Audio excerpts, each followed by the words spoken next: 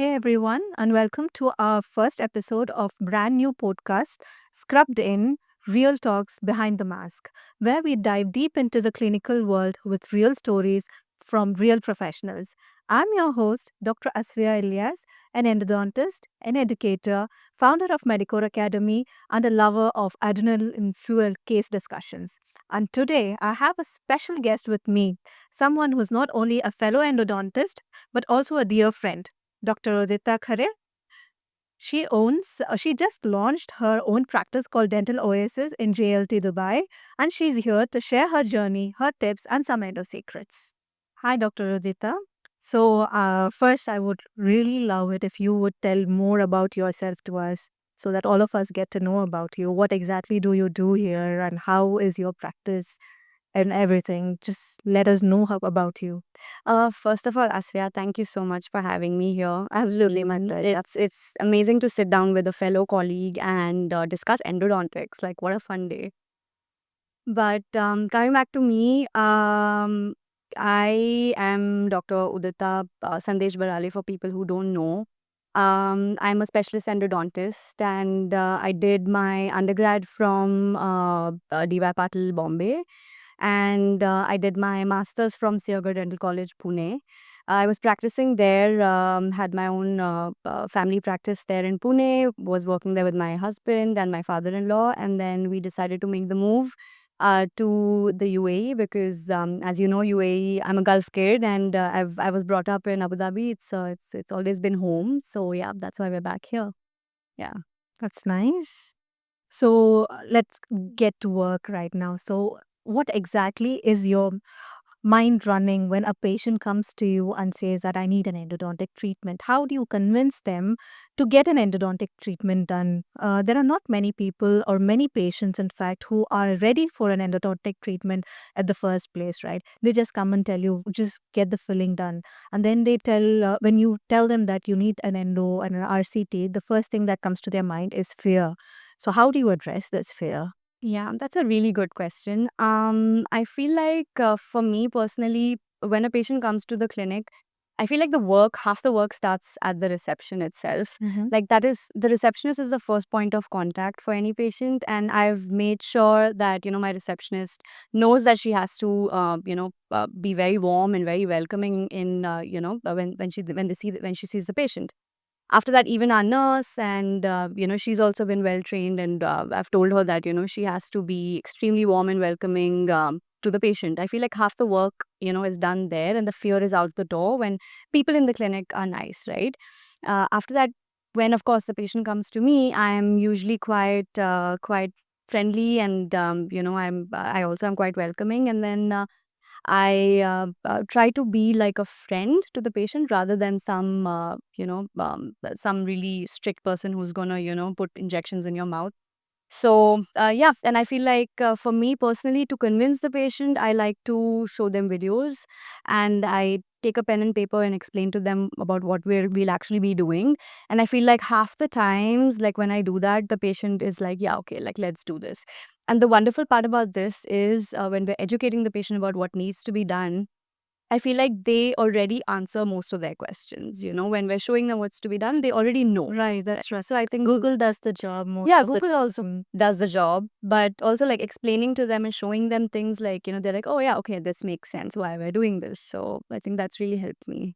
So it's more like you're easing out the patient Yeah, and as soon as they come into the clinic and giving them a placebo effect that yeah, everything is relaxed. So exactly. they are in a clear mind to Mm, take a decision. yeah. So Yep. And just another easy. thing, just to add, I feel like whenever a patient comes to the clinic, they're pretty worked up and like Absolutely. maybe Yes. they climbed the stairs or like, they were late for the appointment. So like I've made sure that the receptionist makes them sit, like, has them sit down, relax a bit, like breathe a little bit, and then, we can go from there. So like rushed appointments, I think that is something that can also add to the stress. So when that doesn't happen, I think that also helps in the overall, conversion of the patient and to get them to take the That's treatment. absolutely right. What most of the patients don't really understand is, from an endodontist point of view, that the pain during the treatment is much better compared to the pain they are in. Yeah, So, yes, when you explain it to them, I'm sure most of them yeah, agree to it. yeah, yeah. So coming back to your patients, any other, do you have any sort of a memorable patient? Any funny incidents or anything that has the patient is stuck in your mind so that you can share it with us? Yeah. I think funniest probably or the most memorable is my husband as my patient. I've done his root canal, and I would say more than funny, it was annoying to treat your husband. Absolutely, especially when he is a doctor as well, Yeah, right? Yeah. because like I mean, he micromanages. He was micromanaging everything that I was doing. Like, hey, like don't do this, don't do that. So I think that is the most memorable thing for me because no patient has ever done that. So yeah, Yeah, that is quite often the scenario when you are one with your fellow doctors, yeah, and another thing, he's your husband. So, yeah, so it's double the trouble. yeah, exactly. Okay, so now we will talk more about your undergrad study. So, how exactly was it in college? Is there any difference you felt in the training in your undergrad compared to what you had done in the clinical scenarios? How exactly is it taught in college? How different is it regarding the college scenario and based if you're coming out of it in the Yeah. clinic?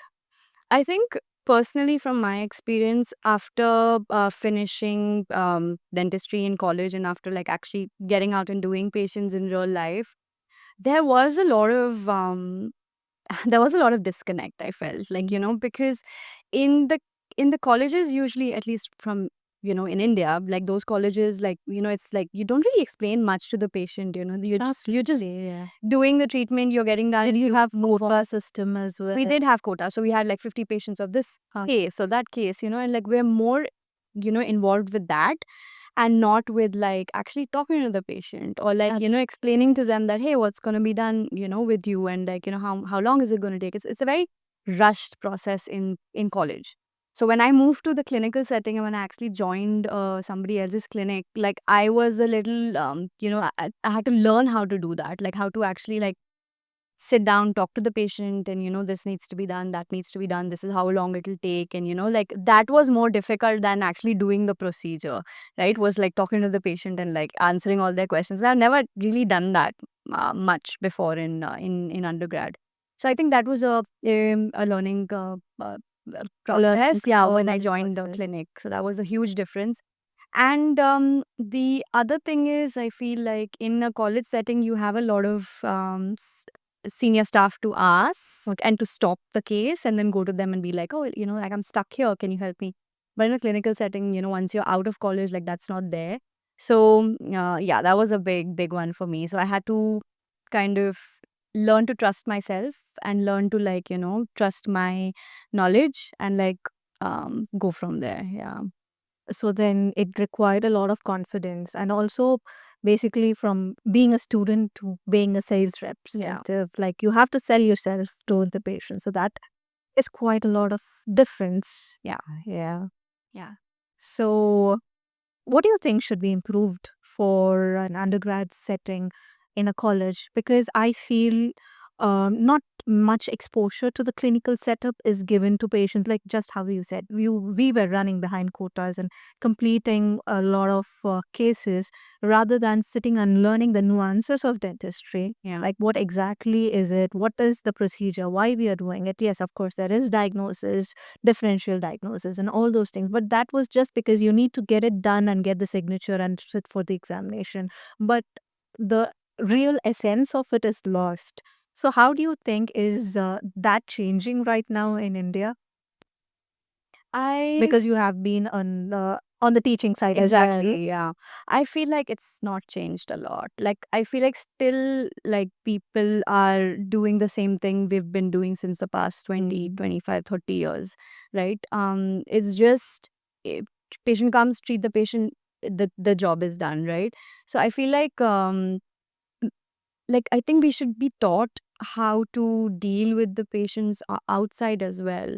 Like I think that is something that needs to be taught in colleges. Maybe have a course on like if people that are planning to open up a clinic, like there can be something um related to that, like a course on how to actually manage a clinic and how to actually run a clinic. I think that would also be a good thing that should be taught in college. And yeah, apart from that, I feel like we're still using a lot of outdated things, especially in India. Like still using amalgam and then still using. So not just in India, you use amalgam elsewhere as well, especially in the UK. Also, I have come across a few patients who did use amalgam. Yeah, and that was a big one for me, right? Because we like until I reached internship, like we kept doing amalgam fillings like day in day out. And when we actually came to internship, we were still doing amalgam then also, and of course some composite restorations as well. But after I left that place, like when I actually got into clinical practice, I don't think I've used amalgam. I think it's been so long. So just that, wasting so much time, and like, I wasted so much time and energy into learning that. Learning fine, but like doing it again and again and again, wherein that time could have been put into like, actually perfecting composite restorations and, dealing with them. So I feel like there needs to be some changes. But that also comes to the set of people who come to the colleges, because not everyone will be able to afford a composite restoration. Amalgam is relatively cheaper, so maybe that's the reason why in India it is still Mhm. practiced, Yeah. though not as much as before. But yes, quite a number of patients do Yeah. have it. But I feel like now there are still there are cheaper composite Of options course, that are available in the market. Like now they are pretty much available. And I think we do see when you compare like Indian teaching to like other places around the world, I do feel like we are still doing a lot of outdated things, and we need to start doing more of like stuff that's in today, right? We need to be upgrading ourselves, and I feel like that happens in post graduation but doesn't happen so much in undergraduation, in an undergraduate degree, right? So I think that change needs to be done. Like it's about time that we need to be, undergrad students also need to be equipped with like, let's say, a scanner, or like access to a CAT cam machine, or like just all of that stuff. So I think, yeah, there's a long way to go. Yeah. yeah, it's absolutely true, especially since did you, just a curious question, how many molar RCTs did you do in your undergrad? Oh my gosh, I think the whole thing, I think I completed an entire RCT process, probably in three, 3 or 4 cases. I'm not gonna lie, like to be honest, I just did three it was just anteriors. 3 or 4 cases, right? Mhm. And then, like, I still felt like when I went into clinical practice, because before starting my post graduation, I did work in a clinic. And I feel like that's when I was like, no, like, I need to perfect this. I need to know more. It's so exciting and so interesting. So that's when I decided, like, no, we need to do a post graduation in this. So was that the reason why you chose endodontics Yeah. as your Yeah. postgraduate? I think there's something exciting about it. One is like this, it's so complex. Yeah, it's very Yeah, it's fascinating. very fascinating and it's so complex, and it feels like a sort of a puzzle, that you're trying to solve. And then by the end of it, when you solve it, it's like, wow, like, what Dentition an map is definitely a puzzle. yeah, what an accomplishment, right? And so, and also, of course, relieving anyone of their pain is like the biggest pat on your back, right? When you do that, and when the patient says that, oh my God, like thank you so much, like that just Makes your day. yeah, it makes your day. It Makes you feel good. yeah. So yeah, that was the reason why Makes I your took back up pain worse. endo. Yeah, oh, 100%. So then, what was the turning point in your career that you decided, yes, I'm really happy that I took up endodontics as my uh, specialty, Yeah, should I say? I think for me, when I was working in a clinic, and patients kept coming in, of course, with pain, with emergencies. And slowly, like, when I was able to solve that and like help them relieve the pain, Mm-hmm. I feel for me that was like, yeah, like This is it. this is it. Like, I love this. I love what I do. And of course, there are good days and there are bad days, Correct. right? Everyone Flare has ups. that. Yeah, you have flare ups, and then you're like, oh my gosh, I was trying to help the patient, and now, there's a flare up. And of course, like, you can't, it's like, you can avoid it. You also sometimes cannot avoid it. So that kind of pushes you back. But, leaving that aside, there are so many other things, like so many other patients that you do end up helping without any issues at all, right? And that that just makes your day. Just yeah. So that made me feel like no, this is what I want to do for the rest of my life. Yeah. Okay. And talking about flare-ups, which is your worst nightmare? Which kind of flare? Yeah. Which That's one? Flare-ups are the nightmare. What exactly do you dread when you're starting an RCT? What do you just pray, oh my God, this shouldn't happen? yeah. I mean, I'm not even kidding. Like every time I start a patient, the flare up thing is in the back of my Okay. mind. It is there because, like, no matter what you do, even if you're doing like 100% like your best, there have been cases when flare ups have happened, right? And then there are cases where, like, I'm like, like I'm not worried too much about it and I'm just doing it and nothing happens.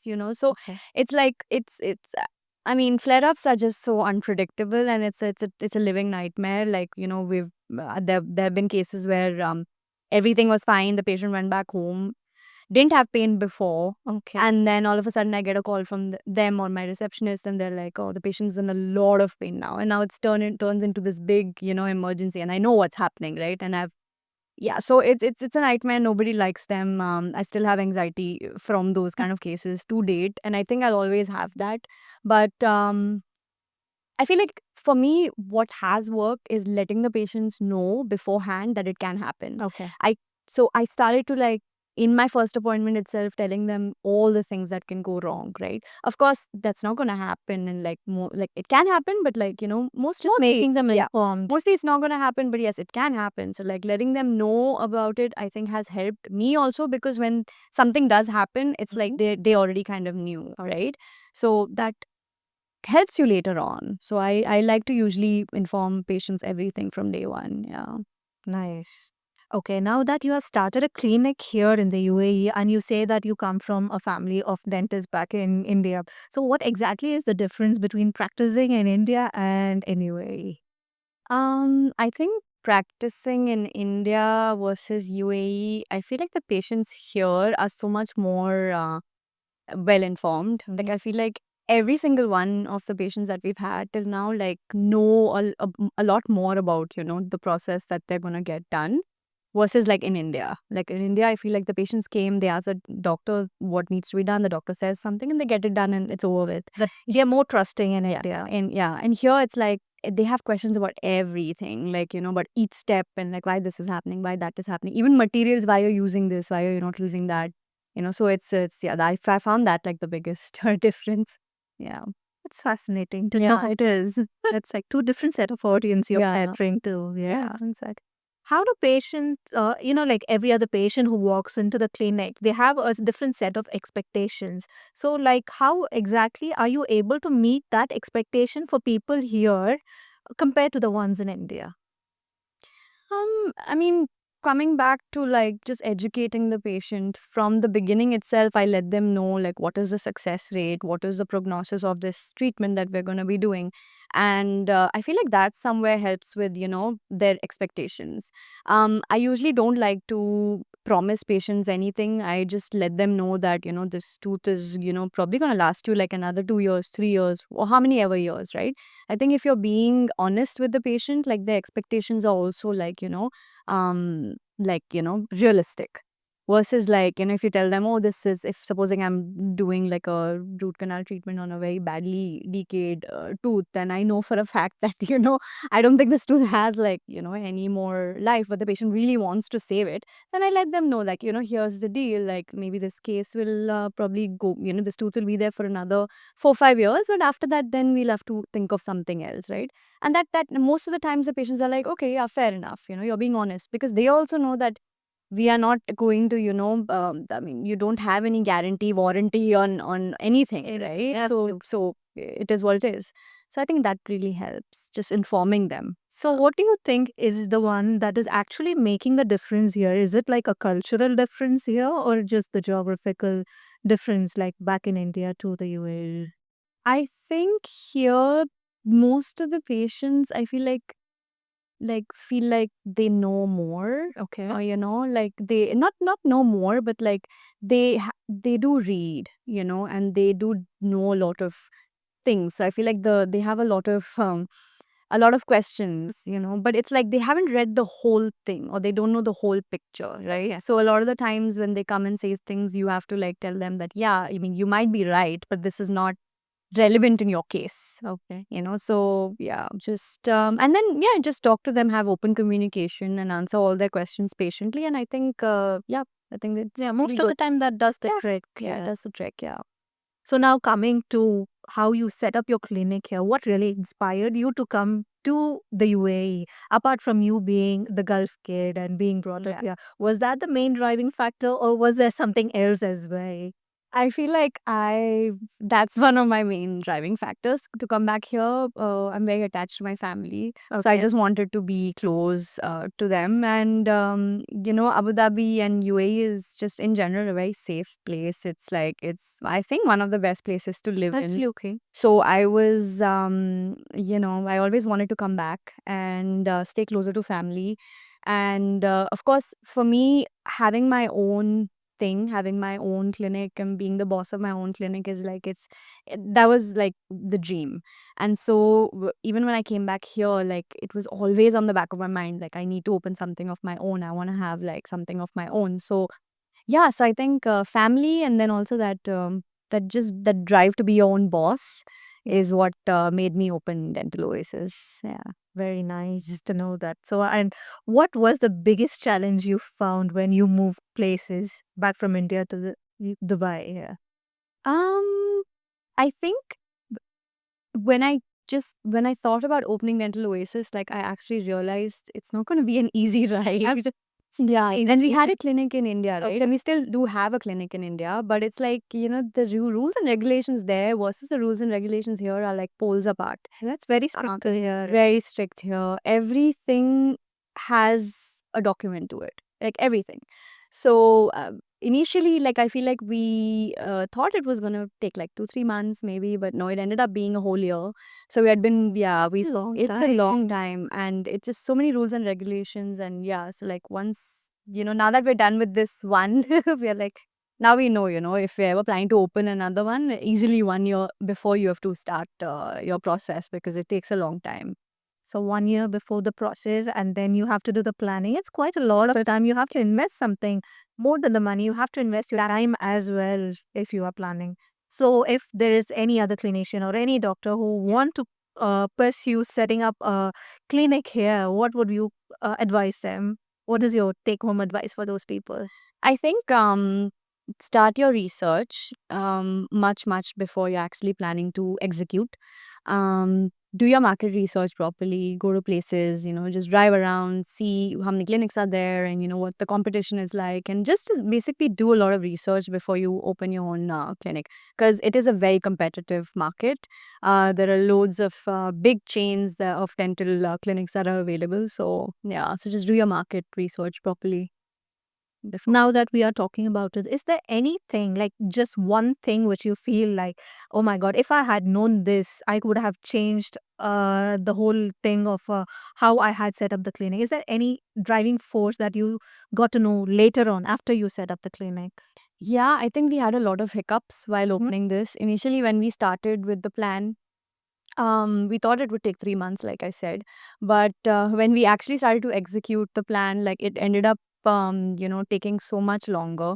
So I feel like if you're planning to open the clinic, open a dental clinic wherever, right? It could be a commercial space, it could be a building space. Make sure, and if you're renting it out or if you're buying it, make sure you speak to the building management whether you can have a dental clinic there or not, or let them be aware of, you are planning to open a dental clinic because there's a lot of paperwork you require from the building as well, Oh, right? And so we didn't know that. We just saw the place. We're like, okay, this is where we're going to open it. And then later on, we realized that, oh, plumbing is going to be a problem. We need to take permissions from the building. And so that, ate up like 6 months of our time without even actually starting to build anything. We had just had that empty space. And after that, it took us 6 months to actually start, with like putting a pillar or whatever. So I think, so you think that every other thing, every other step requires research. yeah. So, yeah, that's a very good take home advice for Yeah. clinicians who are planning to open a dental setup here. Yeah, just make sure you do your research well. Absolutely.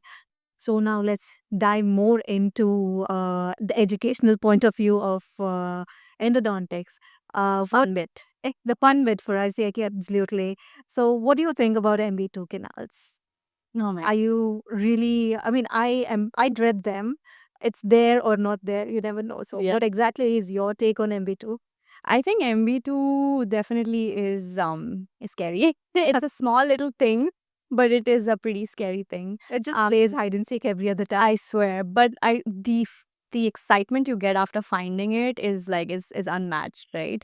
That's So true, but once you start negotiating and you hit the wall, it again, it's a it's a pain. nightmare. Yeah, it's a nightmare. But yeah, I mean, just by the books, whatever is given to like help us find it, like just make sure you know that well, and then make sure you search for it in every case, Absolutely. and Those yeah, are not ignore it. Yeah, yeah, those are the main causes of endodontic failures in the upper molars, yeah. especially. So, do you have any tips and tricks for our young dentists to find the MB2? Yeah, I think for me, DG16 is a big thing. Okay. It's a big one. Like I feel like it has helped me a lot of the times to find the MB2. But of course, magnification, and then you can of course use that. But if you don't have that, then in that case, invest in a good DG16 probe. Okay. And yeah, I think just hunt for it with that, and I think you can many a times we can find the MB2 with that. Any special kind of files which you can recommend for our I mean, viewers? just the smaller ones like number 6 file, number 8 file. I think those are yeah, pretty good enough. Yeah. Good. So, what are the recent advancement in endodontics that you are really excited about? Like you wish you had that in your clinic. Mm. I feel like CBCTs. See, we just say, yeah, ahead. They're just turning the face of endodontics. My God. Like, can you imagine having a CBCT for every case? Like, what a dream that would be. That would solve like half our issues, right? But it's just so expensive to get those x-rays done, and not everybody's willing to get it done, and of course that makes our job easier, so that is why we want them to do it. But yeah, I think CBCTs is a game changer. It just tells you so much more about the case before you go into it. So yeah. So you would really want a CBCT scan in your practice. Yeah. So shall I say that that is your dream machine which you wanted to have in your practice? 100% a CBCT machine. Yeah. That's nice. What any other materials, not just the machines, any other materials like the sealers or probes or anything that you are very fond of and not every other doctor is using it? I think nowadays most people know everything, Mm-hmm. but I think going into like calcium silicate based sealers is pretty good. I think Yeah. people should venture and look into that more. Compared to the other sealers that we have, I think calcium silicate based sealers are a game changer. So Yeah, of course, yeah, because they are biocompatible. So yeah, I think everyone should have a look at it yeah, and like try using it and see the results. I mean, the results are phenomenal compared to the others. yeah. So Sometimes it's hard to switch between sealers. Like sometimes you've been using especially it. when you're using resin sealers like AH Yeah. does, you just get used to it. Exactly. And if you've been doing endo for a long time, you do have your favorites and you stick to that. Exactly. But I think it's good to like also switch Experiment. around and experiment a little bit. And yeah, for me, definitely trying out different types of calcium silicate based sealers is a good thing. Yeah. Good. So for young dentists considering to move to Dubai, what would be your advice? Do you want them to come here? Like honestly. So I'm going to be very honest, and because I was a teacher back in Pune, in a dental college, I have a lot of students who message me, Okay. and they're like, "Ma'am, like we also want to move to Dubai." Uh-huh. And most of the times, I feel like they come to me with like excitement, Okay. and I kind of You tell them the I kind of reality. tell them the reality of it, and I'm like, I'm kind of a downer, but I don't want to lie and like You give them false hope. yeah, and give them false hopes and make them choose something that might not work out for them, right? That's gonna be very heavy for me. So I usually tell them how it is. I tell them that even though on paper the salary looks a little bit Amazing. better Compared to India. compared to India, better than whatever you're earning in India, the expenses here are quite a lot. And of course, if you're making the move, you want a better lifestyle, you want better Absolutely. everything, right? And a lot of the times people get trapped because they end up coming here and it's the It's salaries are marketing. pretty bad for UAE level. It's good for India level, but it's pretty bad for UAE level. And then that you just get trapped in that. So I would say just if you're coming, like make sure you can sustain in that, because as a beginner you're always going to struggle. And then slowly, of course, as you build, as you know more clinics, you know more people, like maybe you can join 2 3 clinics and then you can make it work. But it's going to be a struggle. It's not going to be It's not easy. going to be easy. Yeah. Now that you have already worked as a in a college, how do you think mentorship is important for any dentist for that matter? How does it change the outlook of dentistry in a young mind? How important is it? I think it's very important to have someone to, like, go back to and show you the way. I think it's definitely necessary. I till date, like, I still have professors that I look up to, and I message them about a case and I'm like, I'm stuck and what do I do? And I always you have to take help. There's no there should be no sort of a problem in that. So I think having a mentor, having a community definitely helps. Yeah. Absolutely. So you still have a mentor. I mean, are you still in touch with any of your professors? Um, some of them, Some. yes, and a lot of senior students as well, Oh. right? So like people that I look up to Mm. and I feel like are doing phenomenal work. Like I do go to them and I do ask them stuff still till date. I don't think there's any problem in that. Doesn't make me a smaller person. It's a huge field and there's always new stuff that's coming up. There's always different types of cases that maybe I may not have dealt with and they would have, right? So I like to still ask people stuff. That's great to Yeah. know. And now, what's something in endodontics that keeps you so passionate about it? Because when I look at you talking about it, you seem to be really, really happy talking about it. So Yeah. it shows that you're passionate. So, what exactly is it that makes you get up early in the morning and run to the clinic, apart from the patients and the money effects? No, I mean the money is totally different. But I think for me it's just the pain aspect of it and being able to help someone um get rid of that pain and the smile they have on their faces. Like after that, it's amazing because dental pain, I feel like, is it's one of the worst kind of pains ever, right? Yeah. It's horrible. Like it makes you kind of paralyzes you, I feel like, if you have dental pain. So you know giving people their day back or their week back, by removing that pain, I think that's what keeps me going. That's nice. So now we come to the exciting part, that is the rapid fire round. So are you ready for it? Yes, Yeah. I think so. So what's the most stressful endo case? Type of case? Calcified canals. Calcified glands, absolutely. And rubber dam, do you use them always or never? Always. Always, Yeah. absolutely right. I mean, they're a game changer, right? Isolation plays an Exactly. important Yeah. role. And instrument which you would take home anytime if you go anywhere and anytime. I need this with me if I'm to start a case. DG16. I think if 16. I get stuck in a desert also, I would like to keep it because it's so sharp. It's so nice. It'll help, like, help there as well. Yeah.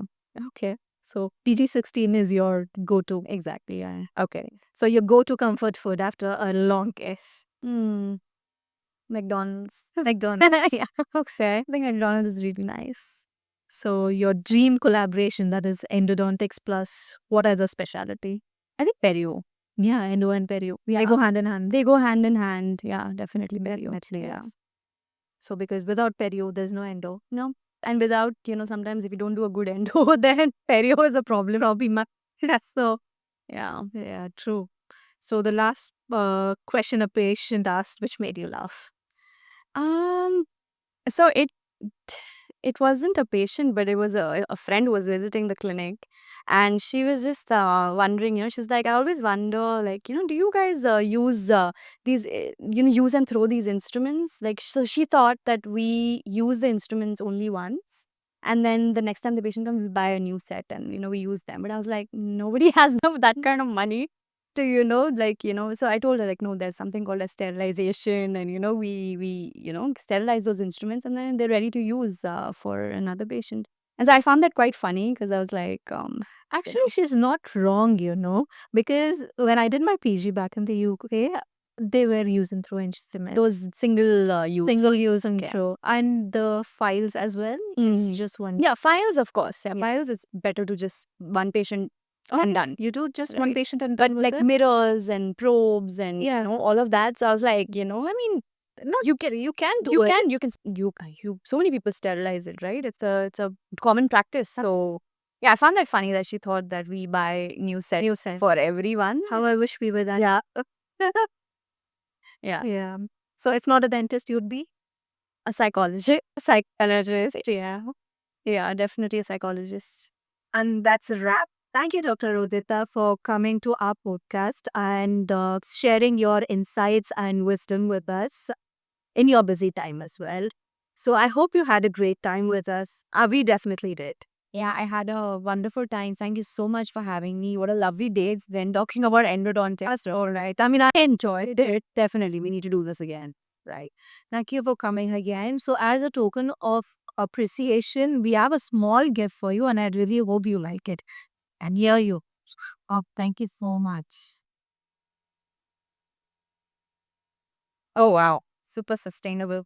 Yeah, that's the idea behind it, and I hope you like it. I love it. Gonna use it from Thank you. Yeah, thank you. If you have enjoyed this episode, please subscribe, leave us a comment, and share it with a fellow dentist or dental student who needs a little bit of its inspiration. Stay tuned for the next episode with another exciting specialty.